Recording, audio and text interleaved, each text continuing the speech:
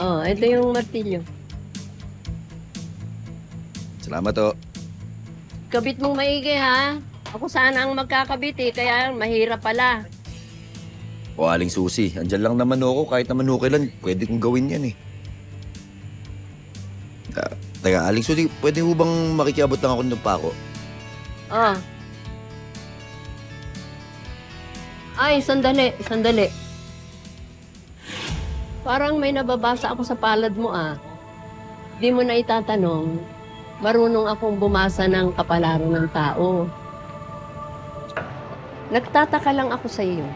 Para kang nasa usok. Ang dami mong hinahanap, pero ang dami mo pa rin hindi nakikita.